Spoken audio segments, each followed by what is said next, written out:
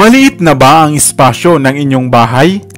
Subalit nais mo pang dagdagan ang iyong mga alagang halaman.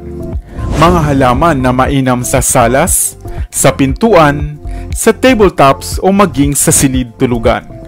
Hello, what's up? Your best here.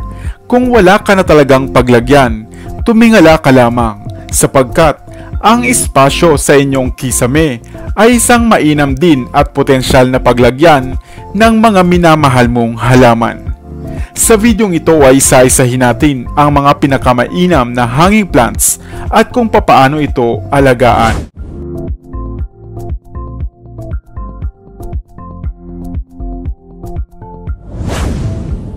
Nangunguna sa ating listahan, air plant. Ang air plant o telandisa ay isang perpektong halaman na may low maintenance at maaari mong ipwesto kahit saan.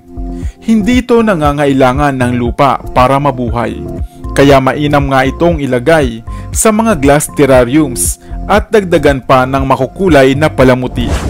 Basta may sapat lamang itong hangin at sapat na sinag ng araw, magtatagal ang buhay ng inyong air plant.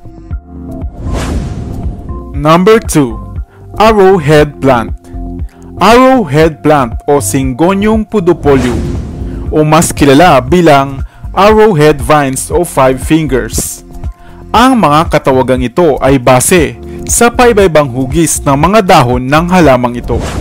Sa umpisa kasi ito ay mga arrow-like na dahon at kapag katagalan ay nagiging animoy mga daliri naman. Gumagapang ito, kaya naman magandang tingnan kapag nakasabit. Mainam ang halamang ito sa mga mamasa-masang temperatura, kaya mainam ding ipwesto sa CR o sa kitchen man. Number 3. Bird's Nest Fern. Bird's Nest Fern o Asplenium nidus. Ang halamang ito ay matatagpuan nga sa mga kagubatan na kadalasang nakadikit sa mga malalaking puno. Ang mga dahon nito ay nakadepende sa sikat ng araw na kanilang nakukuha. Kung ito ay mas exposed sa araw, ang mga dahon nito ay magiging kulot o curly. Subalit, kung mas less naman ang araw na nakukuha nito, ay magkakaroon ito ng mga malalapad na dahon. Kaya mas mainam din ito sa mas tagong lugar, sapagkat nagkukulay dilaw ang mga dahon nito kapag nasobrahan sa sikat ng araw. Number 4. Boston Fern. Boston Fern o Neprolepsis exaltata. Ang mailagong dahon ng halamang ito na Boston Fern ay isang mainam na hanging plant. Safe ito sa mga alaga niyong hayop, kaya mainam ding ipwesto sa silid tulugan. Siguraduhin lamang na ito ay may sapat na ventilasyon at sikat ng araw, sapagkat ang halamang ito ay mainam ding air purifier. Number 5. Burrows tail o Sedum morganianum. Ang hanging plant na ito ay isang uri ng succulent na halaman na ang ibig sabihin ay may mga matutubig na dahon o tangkay. Kung kaya naman, mabubuhay ito kahit hindi masyadong madiligan. Isabit ito sa mga mataas na lugar upang ang mga humahaba nitong gaway ay magtuloy-tuloy lamang. Number 6. Chenille plant. Nakakita ka na ba ng halamang ito na kung tawagin nga ay chenille plant? Mabilis lumago ang halamang ito, na kadalasang humahaba nga ng hanggang 15 talampakan. Hindi lamang maganda ang dulot nitong mga berdeng dahon, napaka-entertaining din ng mga makukulay nitong bulaklak. Kaya mainam nga itong ipwesto sa ating mga silid tanggapan. Number 7. Golden Pothos. Ang halamang golden pothos ay isang mainam na hanging plants din. Ang makukulay nitong mga variegated na dahon ang siyang nagbibigay ng eleganteng vibe sa inyong tahanan. Mainam itong ipwesto sa silid tulugan dahil nakakatulong ito sa paglilinis ng mga toxins sa hangin. Number 8. English ivy. English ivy o Hedera helix, isang karaniwang halamang gumagapang na kadalasang matatagpuan sa mga puno o sa mga paderman. Maaari mo din itong gawin sa inyong bahay o hindi kaya ay isabit sa mga paso. Ang mga gaway nitong mga katawan ay mabilis humahaba at napakagandang pagmasdan na mainam ipwesto sa inyong silid tanggapan. Number 9. Pitcher plant. Ang pitcher plant o Nepenthes ay isang carnivorous na halaman dahil sa kakulangan ng sapat na nutrisyon ng lupang kanyang karaniwang tinutubuan.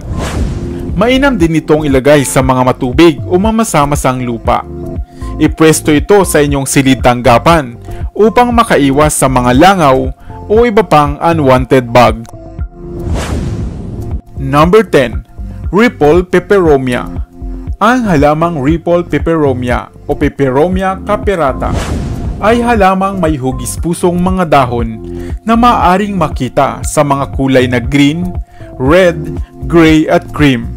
Isa itong mainam na indoor hanging plant dahil sa mga kakaiba nitong kulay at naiibang texture ng mga dahon nito. Number 11. Spider plant. Kung sakali naman na masyadong mataas ang inyong kisame, mainam isabit ang spider plant na ito. Ang mga pahaba-haba nitong dahon ay tiyak magbibigay buhay sa inyong silid tanggapan. Madali rin lamang itong alagaan at ligtas pa nga para sa inyong mga alaga. Number 12. String of Nickels. Ang string of nickels sa isang halamang gumagapang rin na nagtataglay ng mga hugis-baryang dahon. Madalas din itong makita sa mga kulay silver na dahon. Napakadaling alagaan ng halamang ito na kailangan mo lamang diligan kapag natutuyo na ang lupa o ang bunot na kinakapitan nito. Number 13. String of Pearls. Ang napakagandang halamang ito ay isa ngang trending na houseplant. Ang mga bilugan nitong makatas na dahon na nagtataglay ng mga tubig upang magtagal ang buhay nito kahit sa mainit na panahon. Kung nais mo ng fresh look sa mga espasyo sa inyong kisame, ang string of pearls ang isang napakainam na pagpilian. Ayan, mayroon ka na bang nagustuhan sa ating mga nabanggit na mga pagpipiliang hanging houseplant? Hindi lamang mainam i-display, maaari ding pangregalo sa mga minamahal ninyo. Sana ay may bago kang natutunan sa videong ito. Iwan ka naman ng comment sa comment section sa ibaba. I-like at i-share mo na rin para naman sa kaalaman ng iba.